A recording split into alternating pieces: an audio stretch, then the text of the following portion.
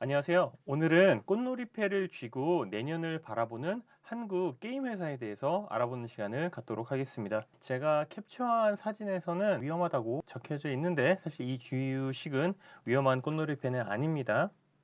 종목 매수매도에 대한 추천 영상 아니고요. 기업에 대해서 전반적으로 설명을 해 드릴 테니까 이 영상을 보고 앞으로 관련 뉴스를 보시면 머릿속에서 그림이 그려지실 겁니다. 오늘은 소비 폭발 메가 트렌드 중에서 즐길 수 있는 한국 주식에 대해서 알아보겠습니다. 사실 전 게임은 안 하는데 이 게임은 압니다. 제가 대학생 때 프린트하러 PC방에 가끔 갔는데 거기서 친구들은 농구 게임을 하고 있더라고요. 게임명은 프리스타일인데 이게 아직도 있는 것도 신기한데 돈을 아직도 계속 벌고 있다는 건 더 대단합니다.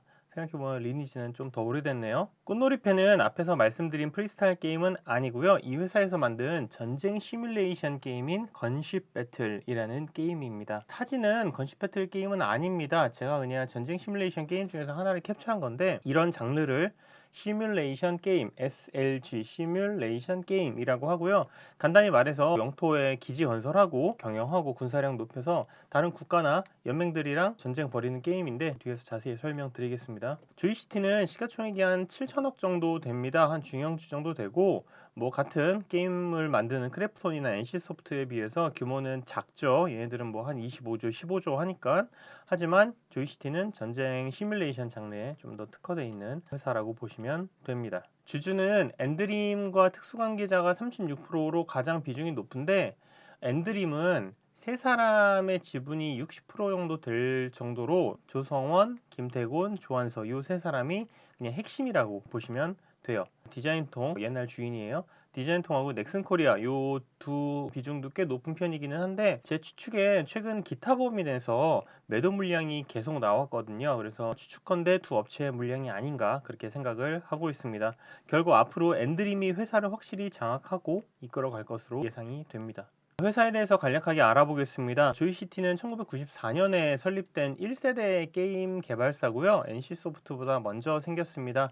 대표 게임으로는 앞에서 보여드린 프리스타일, 그리고 전쟁 시뮬레이션 게임인 캐리비안의 해적, 그리고 건십 배틀 이렇게 있습니다. 전쟁 시뮬레이션은 우리나라에서는 뭐 엄청나게 인기 있는 장르는 아니기는 한데 우리나라 MMORPG 하죠. 리니지처럼. 근데 글로벌로 만약에 보면 시뮬레이션 게임이 비중이 꽤 높아요. 11% 정도 됩니다. 매출 비중은 80%가 해외입니다. 북미, 유럽과 아시아 쪽 합치면 80% 정도 되죠. 아시아 쪽 중에서 이제 중국 프리스타일 게임의 해외 매출은 사실 뭐 대부분 다 중국이라고 보시면 됩니다. 우리나라는 리니지 같은 MMORPG가 익숙한데 MMORPG 같은 경우는 이제 신작이 나오면 막 초기에 돈 엄청 많이 써가지고 유저들 확 끌어모으고 그런 스타일이거든요. 근데 시뮬레이션 게임 SLG 같은 경우는 돈을 천천히 써요. 그래서 돈 투입한 거 대비해서 매출이 얼마나 올라오는지 그런 것들을 분석하면서 조금 더 보수적으로 마케팅비를 쓴다고 보시면 됩니다. 그게 이제 퍼포먼스 마케팅이라고 하거든요. 이 게임을 오래 하고 돈을 지속적으로 쓰게 하면서 매출을 계속 우상향 시키는 그런 그림을 좀 만들려고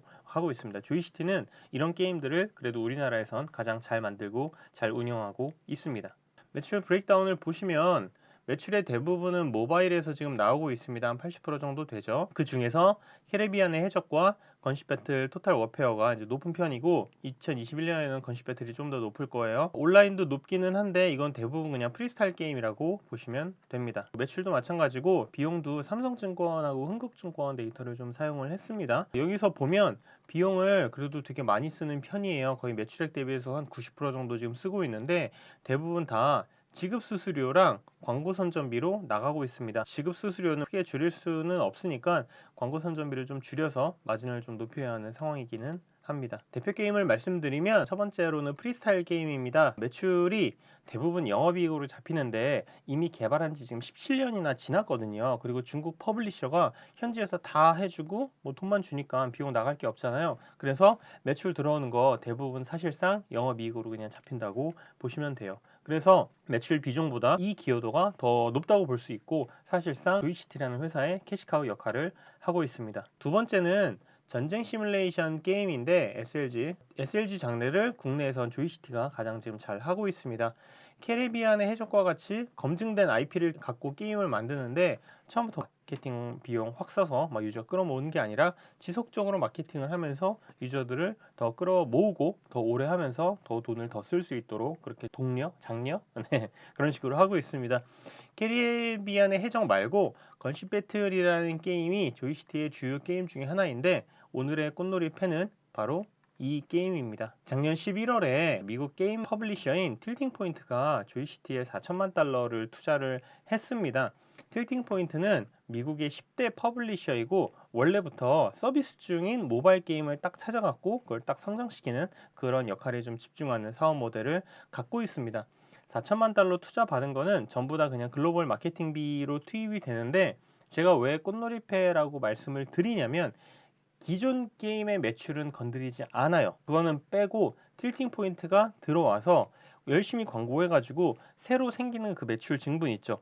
그것만 본인들 틸팅 포인트가 그 투자 금액 본인들 4천만 달러 투자한 거 그걸 회수할 때까지 먼저 가져갑니다. 틸팅 포인트가 열심히 광고해주면 건십 배틀 매출이 늘어날 거 아니에요. 그러면 투자금 다 회수하고 나면 매출 증분의 7%만 틸팅 포인트가 가져가고 나머지 93%는 누가 가져갈까요? 조이시티가 가져갑니다. 정리해서 말씀드리면 틸팅 포인트가 4천만 달러 투자를 했어. 그리고 광고를 했어. 광고하고 나서 매출이 이만큼 늘었어. 그러면 4천만 달러 회수할 때까지 이거는 먼저 가져가고 4천만 달러 다 회수를 했어. 그 다음엔 이 매출 중분의 7%만 계속 가져가고 93%는 조이시티한테 줍니다. 주는 게 아니고 그냥 남겨두는 거죠. 그런 계약이에요. 만약 틸팅 포인트 마케팅이 잘 안 돼서 매출 증분이 없다고 해도 조이시티는 기존 매출에 대한 거는 틸팅 포인트한테 줄 이유가 없죠. 그건 계약 사항이 아니니까.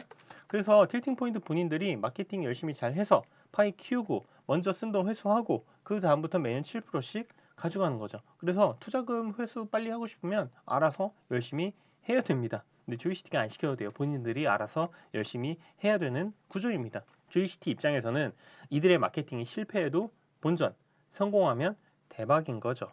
매출 증분의 93%를 먹는 계약이니까요. 제가 앞에서 말씀드린 내용을 숫자로 좀 설명을 드리겠습니다. 건십 배틀 같은 경우는 2020년에 한 400억 원 정도 나왔어요. 근데 지금 2021년 지금 대충 한 월 매출이 70억 원 정도 나오고 있거든요. 근데 12개월 곱하기 70하면 840억이잖아요. 800억으로 잡겠습니다. 그러면 그 틸팅 포인트가 광고를 하고 나서 증가한 매출이 이제 400억이잖아요. 총 800억이죠.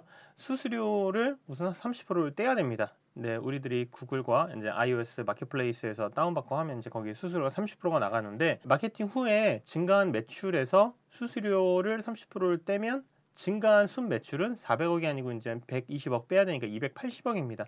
이 280억은 아직까지는 조이시티 매출에 잡히지 않아요. 잡힐 수가 없습니다. 이거는 틸팅 포인트가 먼저 회수를 합니다. 그래서 280억 먼저 회수하고 2022년이 중요합니다.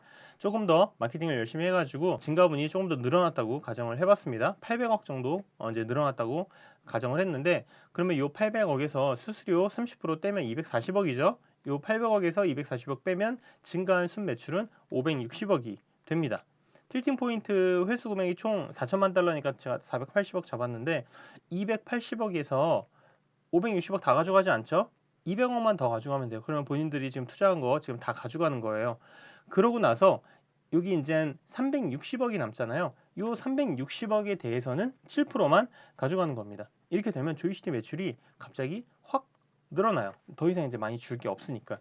2023년은 더 많이 가져갑니다. 이게 SLG 게임 장르에서 어느 정도 이제 자리를 잡고 매출이 이제 꾸준히 늘어난다고 가정을 했을 때 틸팅 포인트가 마케팅 하고 나서 증가분이 한 1,200억 정도로 잡았어요. 그래서 뭐 이렇게 쭉쭉쭉 계산하면 이제 더 이상 이제 틸팅 포인트가 회수하는 금액은 없죠. 그러니까 그냥 틸팅 포인트 한테 이제 7%만 이제 주면 되는 거예요. 그 7%가 이제 59억이고 이렇게 되면 조이시티 매출이 엄청 많이 늘어납니다. 뭐 많이 늘어날 수밖에 없죠. 제가 이제 7%만 주고 93%는 조이시티가 다 먹는다고 했잖아요. 그럴 정도로 갑자기 팍팍 좋아지는 이런 구조라고 보시면 돼요. 딱 보면 틸팅 포인트가 무슨 자선 사업가도 아니고 왜 이렇게까지 할까라고 생각을 해보면 틸팅 포인트라는 회사 자체가 글로벌 게임 중에서 될 만한 애들을 찾아서 더 클 수 있게 도와주고 리스크를 최소화해서 이 게임이 정말 아예 없어질 때까지 빨대를 쫙 꽂고 7%씩 이제 평생 그냥 쪽쪽 빨아먹는 거죠. 그런 지금 비즈니스 모델을 만든 겁니다. 투자 금액을 회수하면 그 이후부터는 사실상 무위험 수익이 계속 그냥 들어온다고 보시면 돼요. 수익률을 계산을 해봐도 제가 여기 수익률을 계산을 했는데 2023년부터는 이제 10%가 넘어갈 걸로 보여지고 있고, 이 게임이 더 잘 되면 20%가 넘어가지 않을까, 네, 그렇게 생각을 하고 있습니다. 근데 건십 배틀 계약건이 만약에 성공을 하면 다음은 캐리비안의 해적과 계약하지 않을까요? 한번 해봤어. 조이시티랑 해봤는데, 좀 되네? 잘 되네? 얘네 IP 괜찮네? 라고 하면, 그래, 오케이. 건십 배틀 성공했으니까 다음으로 잘 되는 게임 뭐야? 캐리비안 해적? 이건 글로벌로 더 잘 먹히겠네? 이것도 같이 계약합시다. 라고 하지 않을까요? 그렇게까지 추측을 해봤는데, 요거는 제가 영상에서는 감안하지는 않겠습니다. 밸류에이션을 말씀드리겠습니다. 앞에서 보여드린 숫자를 다 넣어서 계산을 해보면 2022년부터 이익이 크게 증가를 합니다. 그래서 영업이익이 이제 크게 증가를 하는데, 결국 틸팅 포인트가 건십 배틀 매출을 확 키우고 수익금을 회수하면 그 이후부터는 커진 매출의 대부분이 조이시티가 가져가기 때문에 매출도 늘고 마진도 높아질 수밖에 없습니다. 이렇게 되면 밸류에이션이 이제 확 낮아질 수밖에 없죠. 2022년보다 2023년이 지금 더 커지는 그런 구조라고 보십니다. 제가 여기서 사실 크게 감안을 안 한 게 있는데, 사실은 되게 중요한데 제가 여기서는 뭐 일부러 뺐어요. 영상이 너무 길어지니까. 내년에 새로 나오는 게임들이 많이 있거든요. 프로젝트 M 원래 올해 나와야 되는데 못 나왔는데, 그리고 프로젝트 네오, 킹 오브 파이터즈, 디즈니 나이츠 사가 뭐 이런 것들이 있는데, 이런 거는 여기서는 매출이 크게 막 높아질 거라고는 추정을 안 했습니다. 사실 기대는 되기는 해요. 뭐 프로젝트 M도 네오도 전부 다 캐리비안의 한 3분의 1 정도만 지금 잡아놨는데, 이거보다는 더 높아질 가능성은 있지만 굉장히 그냥 보수적으로 그냥 잡아놨습니다. 건십 배틀 매출에만 좀 더 집중해서 계산했고, 내년에 신규 게임이 터지면 그건 뭐 이 회사한테 바로 그냥 플러스가 되니까 이익이 더 늘어나고 P가 더 낮아지겠죠. 이 회사한테는 뭐 좋을 수밖에 없을 겁니다. 5년 차트를 보시면 조이시티는 코스피 대비해서 항상 부진하다가 2020년 말에 틸팅 포인트랑 계약을 하고 나서부터는 빠르게 올라왔고, 최근에 코스피 대비해서 아웃퍼폼하는 모습을 보여주고 있습니다. 근데 최근 1년 차트만 보면 코스피 대비해서 압도적으로 지금 좋죠. 시장에선 조이시티랑 틸팅 포인트와의 계약이 잘 될 거라고 예상하고 있다고 보시면 됩니다. 현재 월 매출이 한 70억 정도 나온다고 말씀드렸잖아요. 1년이면 한 8, 900억 정도 나오네요. 뭐 작년에 한 400억 정도 나왔으니까 틸팅 포인트가 마케팅에서 그래도 매출이 2배 정도는 지금 는 상황입니다. 항상 밸류에이션은 이제 기대감이 중요한데, 조이시티의 기대감은 어떤 게 있을까요? 자, 첫 번째는 마케팅이 잘 돼서 뭐 매출이 상승하는 거죠. 한 현재 월 매출이 한 70억 정도 나오는데, 이게 마케팅 조금 더 잘 돼서 월 100억 이상 넘어가면 회사에 큰 수익을 안겨줄 수 있습니다. 그리고 최근에 위메이드와 손잡고 위믹스 플랫폼에 P2E 게임을 만들어서 올린다고 발표를 했는데, 아마도 건십 배틀을 갖고 P2E 게임을 만들지 않을까 그렇게 생각을 하고 있습니다. 만약에 이게 성공을 하면 이건 조금 또 다른 얘기예요. 이거는 앞에서 추정한 그 밸류에이션 표에 들어가지도 않았습니다. 엄청난 성장할 가능성도 저희가 배제할 수 없죠. 저희는 이미 위메이드가 만든 미르포 글로벌로 P2E 게임이 어떻게 지금 잘 되고 있는지 확인을 하고 있잖아요. 그렇기 때문에 얼마나 잘 될지는 뭐 나와봐야 알 것 같습니다. 두 번째는 최대한 빠른 시간에 틸팅 포인트가 투자금을 회수를 하는 겁니다. 4천만 달러 회수를 지금 최대한 빨리 끝내면 끝낼수록 이후부터는 순 매출 증분의 93%를 조이시티가 가져갑니다. 세 번째는 틸팅 포인트와 추가 계약을 하는 건데, 건십 배틀이 성공하면 아마 다른 게임도 하자고 하지 않을까 그렇게 생각을 하고 있습니다. 그 다음 게임은 캐리비안의 해적이고, 캐리비안의 해적은 아무래도 IP가 전 세계 사람들이 거의 다 알고 있을 거기 때문에 훨씬 더 이 게임을 마케팅하는데 수월할 걸로 보여지고 있습니다. 그래서 여기에서 제가 말씀드린 이 기대감이 충분히 가능한 내용이라고 보시면 됩니다. 목표 주가는 뭐 항상 모르고요.